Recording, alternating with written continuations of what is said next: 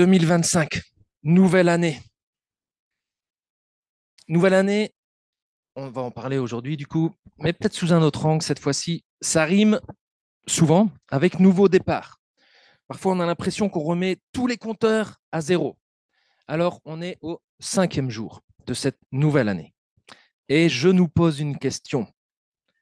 Avons-nous réussi à garder notre compteur de péché à zéro depuis ces 5 jours? 4 jours écoulés sur 365. C'est pas grand-chose. On peut espérer avoir réussi à garder notre compteur de péché à zéro jusqu'à aujourd'hui. Alors, allez, levons la main. Qui, durant ces 4 premiers jours, n'a pas péché en action? Qui n'a pas péché en action? C'est-à-dire en ne faisant aucune mauvaise action et en faisant toutes les bonnes actions que Dieu avait prévues pour nous sur notre chemin. Personne? Qui n'a pas péché en parole? Qui n'a pas péché en pensée? Personne. On est au 5e jour de l'année et je pense qu'on peut le dire, le péché a déjà pointé son nez. Et on se souhaite une bonne année. Comment pourrait-elle être bonne si nous ne le sommes pas? Comment pourrait-elle être bonne si le péché vient tout abîmer? Alors aujourd'hui, premier dimanche de l'année, on est dans nos prédications trimestrielles sur notre confession de foi, ce en quoi nous croyons. Après avoir vu ce que nous croyons sur Dieu, sur la parole, sur sa création, on arrive au 4e article de notre confession de foi que je résume ainsi. Nous croyons que le péché a tout abîmé. Et aujourd'hui, on va se poser la question du péché. Et c'est important d'en parler. Qu'est-ce que nous croyons sur le péché? Alors, l'article 4 de notre confession de foi commence ainsi. Nous croyons que, créés moralement justes et bons, nos premiers parents ont consciemment désobéi à leur Créateur. Ils ont ainsi perdu leurs conditions premières et la création tout entière subit les conséquences de leur faute. Alors avec ce premier paragraphe, on va développer l'origine du péché, la définition du péché et ses conséquences. Le péché, son origine. Quand on se pose la question du péché, on se pose aussi la question de l'origine du mal. D'où ça vient? Tout ce que Dieu avait créé était bon. On l'a vu dans notre précédente prédication là-dessus, sur Nous croyons. Tout ce que Dieu avait créé était très bon. Genèse 1, 31. Dieu considéra tout ce qu'il avait créé, c'était très bon. Et pour le bien de l'humanité, Dieu avait posé une seule limite, une seule, pour son bien. Genèse 2, versets 16 à 17, je vous le lis. L'Éternel Dieu ordonna à l'homme, mange librement des fruits de tous les arbres du jardin, sauf du fruit de l'arbre de la détermination du bien et du mal. De celui-là, n'en mange pas, car le jour où tu en mangeras, tu mourras. C'est donc pour son bien que Dieu lui a mis cette limite. Et jusqu'ici, l'être humain était moralement juste et bon, comme le dit la confession de foi. Mais on lit Genèse chapitre 3, là où le mal et le péché va faire son entrée dans le monde. Alors je vais le lire avec vous, les 7 premiers versets. Genèse 3, versets 1 à 7. Le serpent était le plus astucieux de tous les animaux des champs que l'Éternel Dieu avait fait. Il demanda à la femme, vraiment, Dieu vous a dit, vous n'avez pas le droit de manger du fruit de tous les arbres du jardin. La femme répondit au serpent, nous mangeons des fruits des arbres du jardin, mais celui qui est au milieu du jardin, Dieu a dit de ne pas manger de son fruit et de ne pas y toucher, sinon nous mourrons. Alors le serpent dit à la femme, mais pas du tout, vous ne mourrez pas. Dieu sait bien que le jour où vous en mangerez, vos yeux s'ouvriront et vous serez comme Dieu, décidant vous-même de ce qui est bien ou mal. Alors la femme vit que le fruit de l'arbre était bon à manger, agréable aux yeux, et qu'il était précieux pour ouvrir l'intelligence. Elle prit donc de son fruit et en mangea. Elle en donna aussi à son mari, qui était avec elle, et il en mangea. Alors les yeux de tous deux s'ouvrirent, et ils se rendirent compte qu'ils étaient nus. Ils se firent donc des pagnes en cousant ensemble des feuilles de figuier. Dieu avait créé quelque chose de magnifique, de majestueux, de très bon. Et voilà que le mal fait son entrée. D'où vient le mal? On ne sait pas. C'est ce qu'on appelle le mystère insoluble, opaque du mal. Le mal est une anomalie. Dans son projet, Dieu a permis qu'à un moment donné de l'histoire, ici rapporté en Genèse 3, à un moment donné de l'histoire, Dieu a permis qu'il y ait une entrée du mal, du péché, et le péché du couple originel, Adam et Ève, qui ont désobéi consciemment à leur Créateur en mangeant ce que Dieu leur avait interdit, leur péché va permettre au mal d'agir et de se développer. Tout comme un virus ou une tache d'encre qui se répand sur un beau tableau. Tout comme un virus, le mal, au fur et à mesure que vous allez tourner les pages de la Bible, après Genèse 3, eh ben, le mal, vous allez voir que le mal ne cessera de prendre de l'ampleur. C'est depuis ce jour que le mal est le lot régulier de l'humanité. Aujourd'hui encore, on le vit. Le péché a fait son entrée. Mais alors, c'est quoi le péché? Adam et Ève, voilà la définition qu'on pourrait donner. Adam et Ève ont été créés moralement bons et justes. Ça, il faut se le rappeler. Donc, on peut déjà préciser que puisque l'homme a été créé bon, le péché n'est pas un élément constitutif de la nature humaine. Dieu n'a pas intégré ça dans la nature humaine. L'homme était bon. Le péché, c'est un accident, le résultat d'une séduction venue du dehors. Il aurait pu, et surtout, il aurait dû ne pas se produire. Mais il s'est produit. Alors, avec le récit d'Adam et Ève, et Paul le dira aussi, voilà comment on peut définir le péché. Paul le dit dans sa première lettre, enfin dans sa lettre aux Romains. On peut définir le péché comme étant fondamentalement le refus d'honorer Dieu et de lui rendre grâce. Le péché fondamental, c'est ça. Refuser d'honorer Dieu et de lui rendre grâce. Parce que vous voyez, dans la création de Dieu, le point culminant de la création, pas le 6e jour, où il a créé l'homme et la femme, le point culminant de la création de Dieu, c'était le 7e jour, le jour du repos de Dieu, le jour dans lequel l'être humain était appelé à vivre et à se tenir devant Dieu, à être en relation avec son Dieu. Et le péché fondamental, c'est se détourner de cette relation à laquelle l'être humain était appelé avec Dieu, avec son Créateur. Le péché, c'est dire, je veux être autre chose que ce que tu veux pour moi. Je ne veux pas être sous ton autorité, Dieu. Je veux me libérer de ta tutelle. Je veux être indépendant. Je veux pouvoir définir moi-même ce qui est bien ou pas. Je ne veux plus écouter ta voix. Je ne veux plus être en relation avec toi. Je veux être autonome.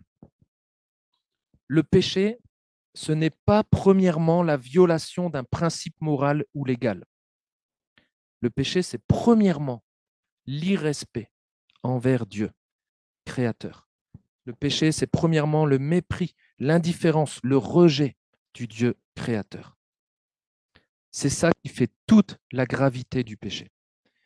Le péché fondamental, c'est le manquement à l'adoration qui est due à Dieu. Et tous les autres péchés sont une conséquence de ce péché-là.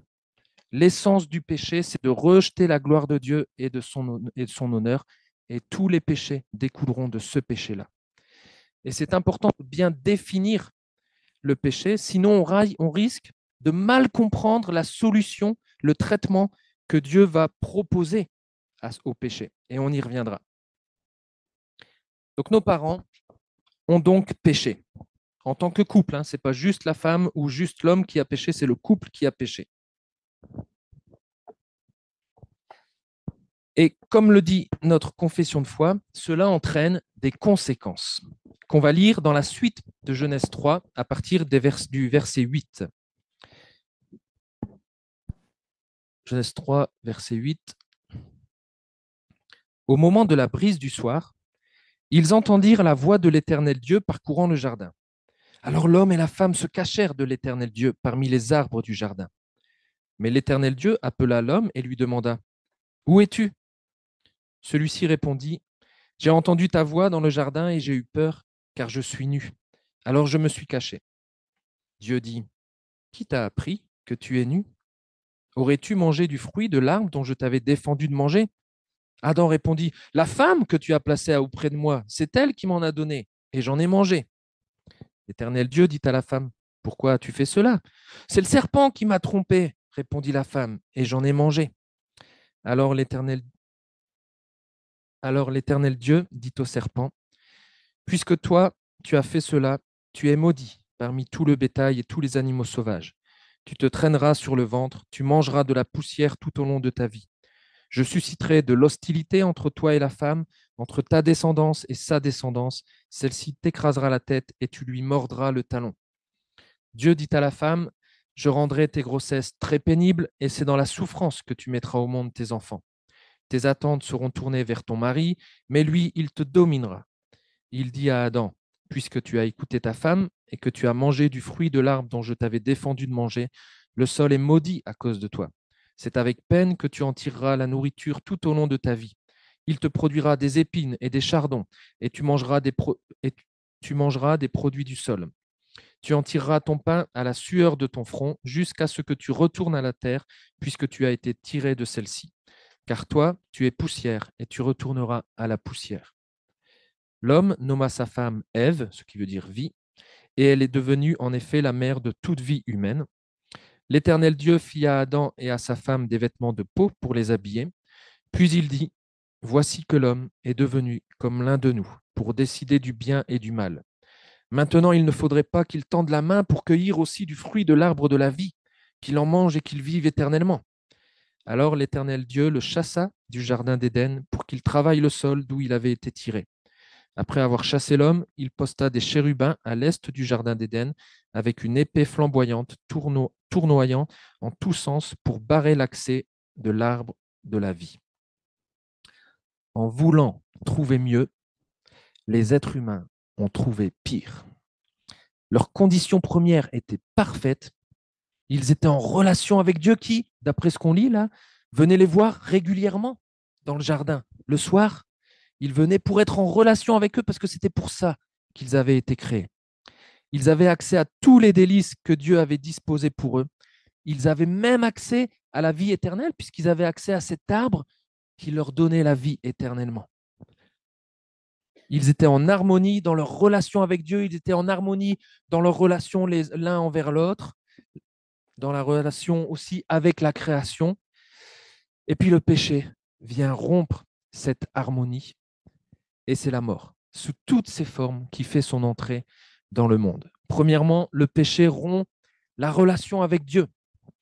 L'être humain désormais éprouve le besoin de se cacher de Dieu. Il a honte, il se sent coupable devant Dieu. Il a peur de Dieu. En étant chassé du jardin, il est privé de sa présence divine. Et ça, c'est ce que on appelle la mort éternelle. C'est l'enfer d'être privé de la présence de Dieu. Il est aussi privé de l'accès à l'arbre de la vie. Ça, c'est la mort physique. Il ne peut plus vivre éternellement. C'est la mort que nous connaissons tous. Le péché rompt secondement la relation avec le prochain. Alors qu'il y avait harmonie et surtout alors qu'il y avait une unité profonde dans le couple, désormais c'est la désunion. C'est chacun pour sa peau.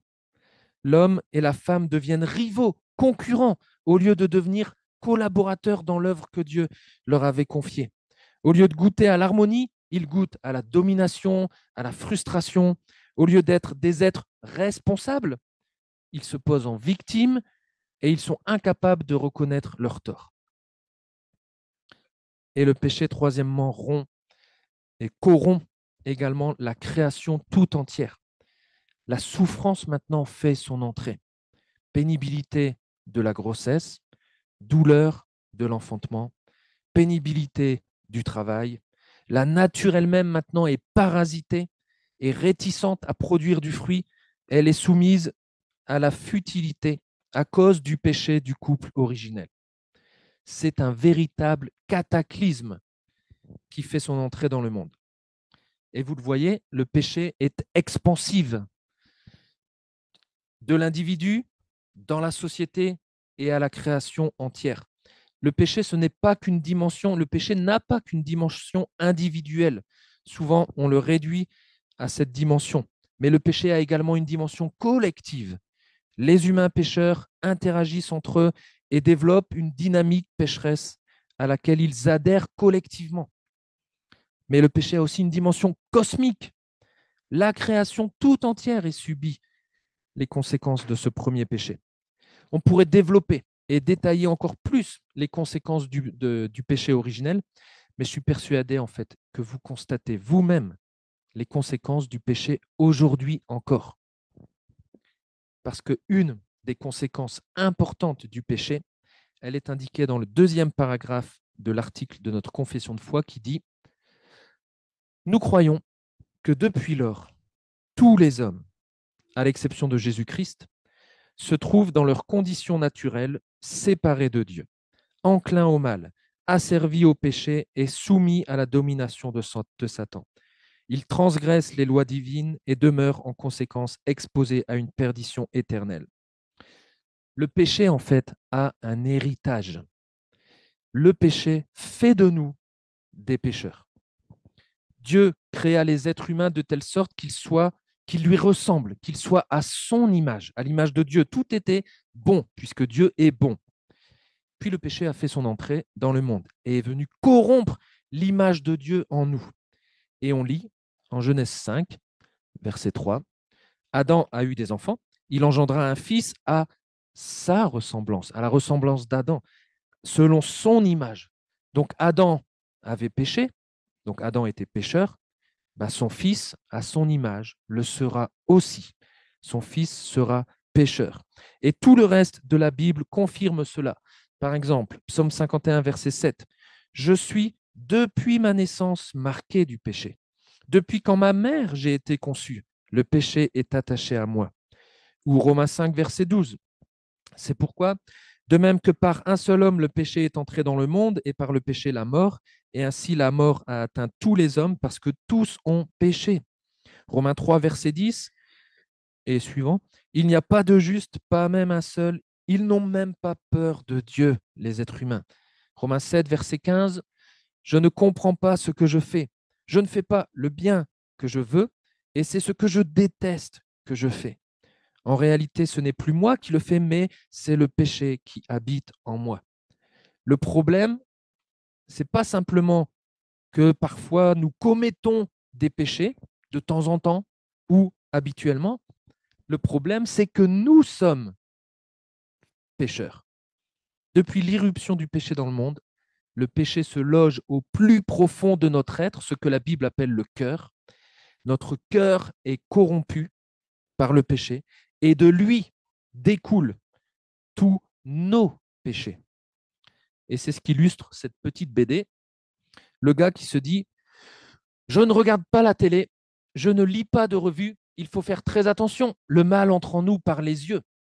Je n'écoute ni la radio, ni des CD, attention à la musique, le mal entre en nous par les oreilles. Je ne mange que ce qui est sain et pur, le mal entre en nous par la bouche. Moi, je suis à l'abri du mal. Et Jésus qui dit dans l'Évangile selon Marc, c'est ce qui sort de l'homme qui le rend impur.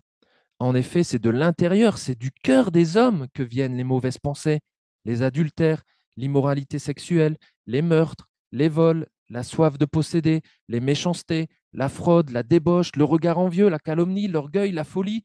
Toutes ces choses mauvaises sortent du dedans et rendent l'homme impur. Du dedans, au secours! C'est un mensonge à dénoncer de dire que l'homme naît du verbe naître bon. C'est Jean-Jacques Rousseau qui dit ça dans plusieurs de ses livres. L'homme naît bon et c'est la société qui le corrompt. C'est un mensonge. La vérité, c'est que nous naissons avec le virus mortel du péché inoculé au plus profond de notre être. Et il infecte notre être entier. Nous sommes pécheurs. Nous sommes pécheurs et il n'y a pas d'excuse. Pas possible de dire mais je n'ai rien fait, moi.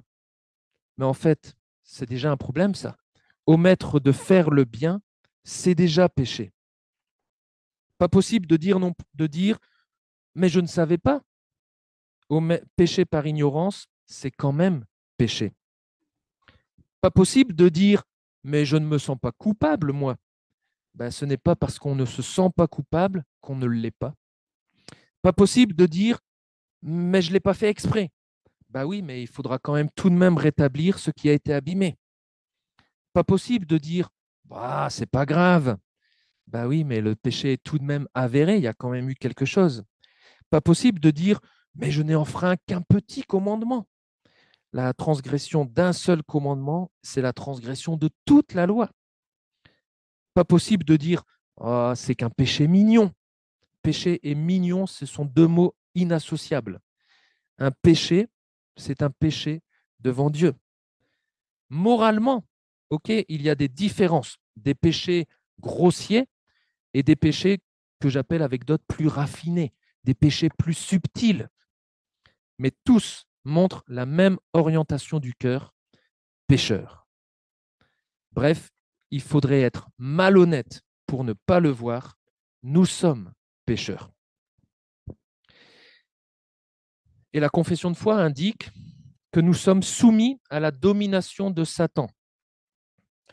Alors brièvement, je vous dis les trois agents du péché. Dans Genèse 3, on apprend en effet qu'il y a un être méchant, maléfique, qui suggère du mal, qui suggère le mal. Mais on ne sait pas vraiment d'où il vient ni qui il est. Le livre de l'Apocalypse, donc là c'est le premier livre, la Genèse, et le dernier livre de la Bible nous dira que le serpent ancien, donc le serpent mentionné dans la Genèse, n'est autre que le Satan, l'adversaire. Satan et ses sbires, c'est un des agents du péché. L'existence de ces êtres maléfiques n'est pas à nier. Ils existent. Ce ne sont pas des êtres à minimiser non plus. Ils sont dangereux, on ne joue pas avec eux. Mais ce ne sont pas non plus, Satan n'est pas non plus à voir partout. Satan n'est pas l'égal opposé de Dieu. Il ne faudrait pas se tromper, ça c'est une erreur, une hérésie de dire que Satan est à la même force que Dieu et est son opposé. C'est faux. Satan reste une créature, il a un début, il a une fin, il est limité. Et d'ailleurs, le texte de la Genèse qu'on a lu le dit, il sera définitivement écrasé. Mais c'est vrai aussi que pour l'instant, Satan est un des agents qui peut susciter et développer en nous individuellement le péché et aussi collectivement. Et en parlant de collectif, un autre agent du péché, c'est le monde ou la société. C'est la dimension collective du péché que j'ai mentionné tout à l'heure. Les humains, puisqu'on est pécheurs, les humains pécheurs interagissent entre eux et développent une dynamique pécheresse à laquelle on va adhérer collectivement, parfois même sans s'en rendre compte. C'est un peu, on pourrait chanter et appliquer les paroles d'Edith Piaf quand elle chante. On pourrait les appliquer avec Dieu et nous. On pourrait dire emporté par la foule qui nous traîne, nous entraîne, nous éloigne l'un de l'autre. Je lutte et je me débat. Parfois, on est emporté par la foule et on est emporté dans le péché. Mais le péché, c'est aussi une puissance autonome qui n'a pas besoin que Satan ou la foule soient systématiquement à la manœuvre pour nous faire chuter. Le dernier agent du péché, c'est nous-mêmes. Nous sommes pécheurs. Et Genèse 4, avec le premier meurtre de l'humanité, Genèse 4 nous confirme ça. Genèse 4, versets 6 à 7. L'Éternel dit à Caïn, Caïn s'apprête à tuer son frère, et l'Éternel lui dit, pourquoi es-tu en colère? Et pourquoi ton visage est-il sombre? Si tu agis bien, tu le relèveras. Mais si tu n'agis pas bien, le péché est tapis à ta porte. Son désir se porte vers toi, mais toi, domine-le. Là, il n'y a pas de Satan, il n'y a pas la foule, il y a juste Caïn et Dieu, il y a juste Caïn et son péché. Donc voilà les trois agents du péché, Satan, la société et soi-même. Alors le péché, aura-t-il le dernier mot? Quel est le traitement face à ce virus mortel? L'article de notre confession de foi se termine ainsi. Nous croyons cependant que Dieu, dans sa bonté, offre aux hommes un accès à sa grâce, Tout être humain est appelé à répondre à cette offre de façon responsable durant sa vie présente, à la clarté des lumières qui lui sont accessibles, ce qui détermine son sort éternel. Le traitement contre le péché, c'est la grâce de Dieu. À partir de Genèse 3, quand vous lisez la suite de la Bible, la suite de l'histoire humaine sera et est toujours une suite d'initiatives divines en vue de rétablir la relation rompue. Déjà, on le voit dès Genèse 3, Dieu cherche à rétablir cette relation. Adam et Ève ont péché et Dieu les cherche et il leur dit, où es-tu? Il veut rétablir cette relation avec eux. Ensuite, avec Caïn, il lui dit, fais attention, domine le péché, ne brise pas notre relation. Et ainsi de suite. Toute l'histoire, quand vous lisez la Bible, vous verrez, les créatures de Dieu pêchent sans cesse contre lui, mais Dieu, dans sa grâce, qu'est-ce qu'il fait? Il cherche à rétablir la relation. Il établit des alliances avec Noé, avec Moïse, avec David, avec Jésus. Du côté de Dieu, la force du désir de relation est intacte et puissante. Il veut être en relation avec nous. Et cela ira jusqu'à l'impensable initiative, celle de la croix.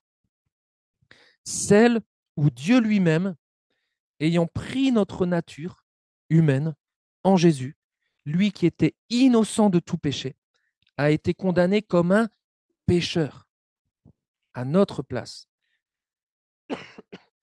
pour que lorsqu'on croit en Christ, dans l'union avec Christ, nous recevions la justice que Dieu accorde. Et cette impensable initiative, la croix, c'est le pivot de l'histoire humaine.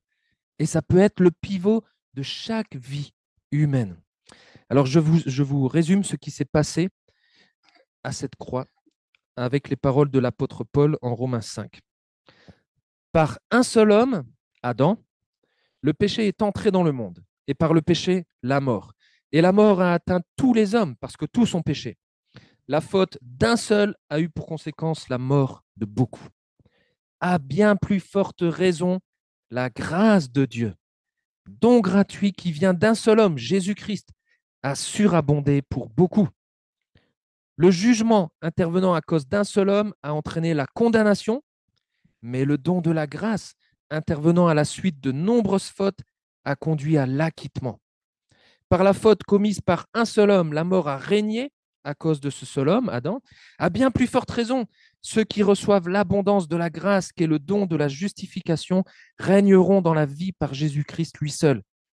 Une seule faute a entraîné la condamnation de tous les hommes. Un seul acte satisfaisant à la justice a obtenu pour tous les hommes l'acquittement qui leur assure la vie. Par la désobéissance d'un seul, beaucoup ont été déclarés pécheurs devant Dieu. Par l'obéissance d'un seul, beaucoup seront déclarés justes devant Dieu. Autrement dit, là où le péché a proliféré, la grâce a surabondé. Le péché a régné par la mort, la grâce règne par la justice que Dieu accorde et qui aboutit à la vie éternelle par Jésus-Christ notre Seigneur. On est pécheur, on est atteint de cette maladie mortelle du péché. Et quand on est malade, qu'est-ce qu'il nous faut? Un médicament. Et il nous faut le bon médicament. Ça ne sert à rien de prendre 36 médicaments. Si on ne prend pas le bon médicament pour cette maladie-là, on ne sera pas soigné. En ce qui concerne le péché, c'est pareil, il n'existe qu'un seul médicament, qu'un seul traitement. Aucune religion humaine n'en parle. Faire des efforts ne suffit pas à se débarrasser de ce virus. Le traitement, le médicament s'appelle Jésus-Christ. En prenant ce médicament, ce traitement, par le moyen de la foi, c'est-à-dire en ayant confiance dans ce traitement, et bien voilà ce qui se passe, Romains 5, versets 1 et 2. Puisque nous avons été déclarés justes en raison de notre foi, la foi dans ce traitement, on est déclarés justes, nous ne sommes plus pécheurs, nous ne sommes plus pécheurs devant Dieu, mais justes. Nous sommes, voilà la conséquence, nous sommes maintenant en paix avec Dieu, grâce à notre Seigneur Jésus-Christ. La relation est rétablie. Par lui, nous avons eu accès au moyen de la foi à ce don gratuit de Dieu, c'est la grâce, qui nous est désormais acquis. Et notre fierté se fonde sur l'espérance d'avoir part à la gloire de Dieu. Un jour, nous serons de nouveau où? Dans le jardin avec Dieu. Alors, si tu prends conscience aujourd'hui de ton péché, de ton état de pécheur devant Dieu, j'ai envie de te dire, mon ami, ne passe pas à côté de la grâce de Dieu. Et si tu veux en parler, n'hésite pas à venir me voir à l'issue du culte et on peut en discuter. La grâce de Dieu, par la foi en Jésus, c'est le traitement contre le péché fondamental, le péché que j'ai défini tout à l'heure. Maintenant, les péchés restent une réalité dans notre vie et autour de nous aussi. Et ils ne sont pas à négliger. Alors voilà quelques pistes pour les traiter. Et je développe une piste majeure pour moi pour traiter les péchés dans nos vies. C'est l'introspection, la confession et la repentance. Dans l'Ancien Testament, tout comme dans le Nouveau, le péché est dénoncé. Les croyants, les chrétiens sont invités à une vie sainte et à vivre de la grâce chaque jour. Tout cela nous invite à ce qu'on appelle l'introspection, c'est-à-dire l'examen de soi-même, l'examen de conscience, suivi de la confession et de la repentance. Dans l'histoire passée de l'Église, il y a parfois eu des lourdeurs dans la manière d'approcher cela. Mais il faut faire attention à l'effet de balancier qui, par réaction, minimiserait l'introspection, la confession ou la repentance. Et donc, par ce fait, minimiserait aussi le péché de manière générale. Donc là, il faut éviter deux pièges. Il faut éviter le piège du laxisme qui dit quelque chose comme peu importe la manière de vivre, du moment qu'on croit en Jésus, ça va bien. Vis ta vie, aime Jésus, c'est cool, il n'y a pas de problème. Ça, c'est le laxisme face au péché. Mais à l'inverse, il nous faut éviter l'autre piège, le piège du légalisme, qui lui dit quelque chose du genre, si tu pèches, ça remet tout ton salut en question. Tu dois vivre une vie parfaite en tout point pour être sauvé. Si tu pèches juste avant de mourir, eh ben, tant pis pour toi, tu vas y rester. Dans les deux cas, ce n'est pas l'évangile. L'évangile nous dit que ce ne sont pas nos efforts qui apportent le salut, c'est Christ seul qui libère du péché, c'est en Christ seul que se trouve le salut. Mais en même temps, graciés par Christ, nous sommes appelés à vivre à la lumière de la résurrection.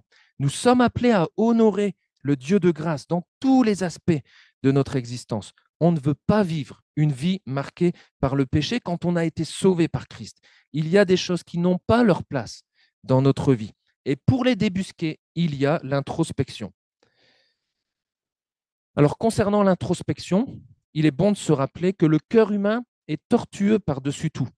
Et nos péchés, parfois, sont raffinés, ils se cachent un petit peu. D'autant que nos sentiments, nos émotions, notre raisonnement eux-mêmes sont corrompus par le péché. Et ils ont aussi besoin d'être sanctifiés. En plus, dans chaque culture, on développe sa propre expression du péché. Et parfois, quand on baigne dedans, on ne voit pas quel est notre péché. Donc, tout ça pour dire que le péché, c'est brouiller les pistes. Donc, quand on veut s'examiner soi-même, il est bon d'être accompagné, soit par un autre frère ou une autre sœur de confiance, soit par un outil qui va lister, par exemple, différents domaines de notre vie auxquels je devrais faire attention et auxquels, en fait, je n'aurais pas pensé, parce que le péché veut que je garde ça secret. Et en fait, il faut que je fasse la lumière dessus. Donc, je vous mettrai quelques outils dans l'info hebdo, des listes de domaines à introspecter vous-même pour voir, tiens, mais est-ce que le péché s'est logé dans ces endroits-là? Mais par exemple, on pourrait citer mon rapport à ma femme. Est-ce qu'il y a des violences conjugales? Ou à mon époux d'ailleurs. Hein. Est-ce qu'il y a des injustices raciales? Est-ce que j'ai de l'égoïsme? Le domaine du culte de la performance, ma manière de gérer l'argent, ma manière de consommer, mon attitude par rapport à mes voisins, mon rapport au loisir, au travail, au temps de repos, mon attitude dans mes relations interpersonnelles, y compris dans l'Église. Y a-t-il des tensions, des crispations que je laisse sous le tapis et qui seront tôt ou tard occasion de chute? L'introspection, elle peut être individuelle, mais elle peut être aussi collective. On n'y pense pas souvent ça, mais dans la Bible, c'est parfois le péché du peuple, de la communauté qui est dénoncé. Alors, en église locale, on peut se poser la question, comment est-ce qu'on vit l'évangile en tant qu'église locale? Quelle attitude est-ce qu'on a à l'égard du monde, des migrants, des étrangers, du pauvre? Le péché affecte-t-il nos relations fraternelles, polluant notre communauté et empêchant le rayonnement de l'évangile? L'amour fraternel, ce n'est pas une excuse pour tout accepter, et à l'inverse, manquer d'amour, c'est un péché. On pourrait examiner bien d'autres domaines. Et je suis content que dans notre Église, on prêche régulièrement et systématiquement sur des livres de la Bible, parce qu'en prêchant comme ça de manière systématique, eh ben, on va découvrir des péchés que Dieu nous montre et qu'il attend de nous, son peuple, son Église, qu'on ne fasse pas. Donc une fois qu'on s'est introspecté, après avoir identifié les péchés dans notre vie ou collectivement, vient le temps de la confession. 1 Jean 1,9 nous dit, si nous confessons nos péchés, il est fidèle et juste pour nous les pardonner et pour nous purifier de toute iniquité. On peut les confesser seul devant Dieu. Confesser, ça veut dire je les dis, je les reconnais. Je peux le faire seul devant Dieu. Mais dans la lutte contre le péché, on pourrait tirer profit de l'impératif de Jacques 5, verset 16, confessez vos péchés les uns aux autres et priez les uns pour les autres. Mais ça se fait, c'est peut-être là où il y a eu des lourdeurs dans le passé, en tout cas moi j'ai connu ça, où quelqu'un confessait publiquement devant tout le monde un péché et les autres n'étaient pas au courant, parfois ça passe mal. Mais ça, confesser le péché les uns aux autres, ça se fait dans un cadre bienveillant, un cadre de confiance, comme un groupe de prière, un groupe de croissance, ou des relations privilégiées qu'on a avec un frère ou une sœur. On peut aussi le faire au sein du couple. Confesser son péché, c'est difficile en fait, depuis Adam et Ève. Ils avaient déjà du mal à reconnaître leur tort. C'est pas moi, c'est la femme. C'est pas moi, c'est le serpent. Bah, nous, aujourd'hui, et j'en témoigne personnellement, c'est difficile de reconnaître ses torts. Difficile d'être authentique. Pourtant, c'est une belle voie pour lutter contre le péché, une belle voie de sanctification, un beau moyen de voir l'évangile mis en action quand on confesse notre péché. Souvent, on a peur que l'autre va juger, que l'autre va condamner, mais c'est là où il faut un cadre bienveillant et c'est là où il faut se rappeler de la grâce. Mais quand on le fait, c'est comme ça qu'on va ensuite grandir en sanctification. Une fois qu'on a confessé, après, il y a la repentance. Notre marche chrétienne passe nécessairement par la repentance. La repentance, c'est un changement d'avis qui entraîne un changement de comportement. Je change d'avis par rapport à cette parole que j'avais l'habitude de dire, ou par rapport à cette pensée que j'avais l'habitude de dire, ou par rapport à cet acte, ce comportement que j'avais et que je reconnais aujourd'hui comme un péché. Je change d'avis là-dessus, je reconnais que c'est un péché et je veux changer de comportement par rapport à ça. Dans l'introspection, la confession et la repentance, faut se dire que c'est un peu comme au rugby. Quand on fait une mêlée au rugby, ça permet de résister bien plus aux assauts adverses.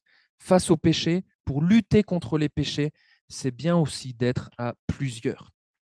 Et quand on va vivre l'introspection, la confession, la repentance, ce qui va se passer aussi, c'est qu'on va renouveler dans notre esprit, dans notre cœur, tous les jours, on va renouveler notre compréhension de la grâce et du pardon de Dieu. Quand on découvre un péché, qu'on le confesse, qu'on se repent, avec des frères et des sœurs, on se dit, et qui nous encouragent en nous disant, mais Christ a aussi payé pour ça, eh ben, on renouvelle, on se dit, la grâce de Dieu envers nous est vraiment incroyable. Et tout ce qu'il a, pour tout cela, je veux me détourner de ce péché. Introspection, confession, repentance, c'est l'implication majeure que je voudrais laisser par rapport au péché. Mais j'en ajoute deux mineurs rapidement. On peut aussi, face au péché, crier. Crier dans le sens, on peut dire notre souffrance face au mal, face au péché dans le monde ou dans notre vie. Les psalmistes avant nous l'ont fait. Pourquoi, Seigneur? Jusqu'à quand, Seigneur? Les auteurs des psaumes l'ont fait. On a le droit de dire à Dieu notre souffrance. Dieu n'est pas insensible à ce qu'on peut vivre dans ce monde marqué par la souffrance, le péché, la tentation, etc. On peut se tourner vers lui pour trouver du secours, du réconfort et de la consolation. Et la troisième implication mineure aussi qu'on peut dire, c'est la compassion. Ce monde qui nous entoure est corrompu, marqué par le mal et le péché. Les chrétiens, l'Église devrait démontrer sa compassion, une bienveillance particulière pour son prochain, car la vie dans ce monde marqué par la chute est bien difficile. Et depuis que je suis parmi vous, je rencontre des gens qui sont marqués par le péché, qui leurs péchés ou parfois des péchés autour et qui les brisent. Et nous, on viendrait avec dureté pour dire non, ça ne faut pas faire, etc. Jésus n'a pas fait ça. Il mangeait avec les pécheurs. Il a montré de la compassion. Notre vie individuelle, notre communauté devrait être marquée par un accueil inconditionnel et bienveillant, tout en ne faisant jamais le moindre compromis sur le péché, malgré le relativisme ambiant. Alors en conclusion, j'emprunte ces paroles à, je ne sais plus lequel des Wesley, qui disait « Le péché est trop grave pour que l'on n'en parle pas ». Alors aujourd'hui, on vient d'en parler dans l'Église. Il disait ça avec tous les autres meneurs de grands réveils. Tous les grands réveils ont commencé par une prise de conscience du péché. Le péché fait des dégâts. Le péché est tellement grave que le Dieu fait homme, Jésus, a dû mourir pour cela. On ne peut pas le tolérer, le péché. On ne peut pas le minimiser dans notre vie, dans l'assemblée. Sans tomber dans le légalisme, il nous faut veiller à ne pas tomber dans le laxisme et le relativisme. On est appelé à la consécration. On est appelé à abandonner le mal et à apprendre à faire le bien. Et c'est aussi ainsi que nous serons sel et lumière dans ce monde qui est marqué par le péché. Alors, on veut une bonne année 2025? Oui? Non? Si on veut une bonne année 2025, je nous encourage à prendre en compte le péché dans notre vie, dans notre église locale, et à lui opposer une farouche résistance par l'esprit, avec ton esprit, à lui opposer une résistance victorieuse en Jésus-Christ qui a vaincu et il a cloué tous nos péchés à la croix, et à lui opposer une résistance pour la gloire du Père.